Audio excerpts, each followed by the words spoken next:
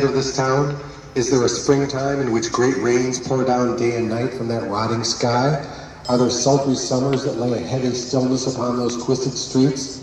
And what of its autumn, which must be so succulent with all the colors of decay? Do the winters there in this degenerate little town pile their weighty snows upon the peaks of those tilting houses? So many questions about this secret place, but as long as such questions are asked and countless answers are offered, the greatest secret will always remain protected. For no questions will ever be asked, no answers will ever be allowed concerning those diseased faces that have gazed forever behind the glass of grimy windows.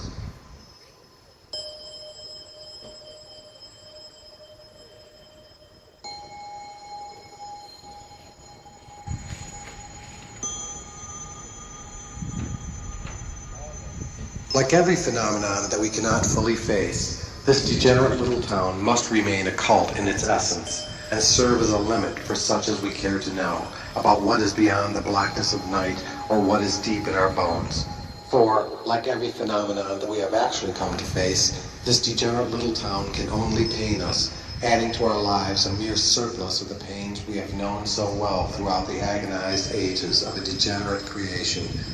But like no other phenomenon that we have ever faced, this degenerate little town, under its rotting sky, standing upon decayed ground, a landscape of a pain that is like no other, may be our last hope, the only hope we have of killing all the hopes we have ever had, and murdering every mystery we have ever cherished, so that we may step forth, finally, into that great shining kingdom of which we have always dreamed.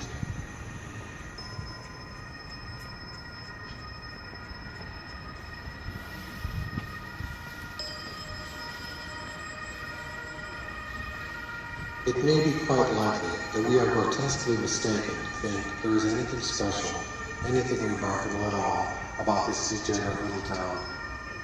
Far from being the greatest secret, the worst or the finest of all our dreams, it may be quite likely the greatest commonplace, the supreme banality. Consider the possibility. Who among us has not found himself beneath a rotting sky? A sky broken and rotting from what has been heaved up to it during every epoch of this earth, this ground that is miles deep with the decay of anything that has ever lived upon it.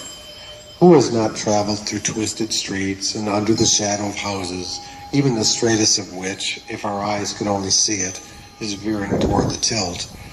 As for diseased faces, they are ever prevailing to the point of embarrassment. And so much for this civic marvel that is beyond the blackness of night, or resides deep in our bones. Yet if this is the case, as it quite likely may be, what remains for us in a universe where there is nothing special, nothing of any account, let alone the saving miracle of this degenerate little town?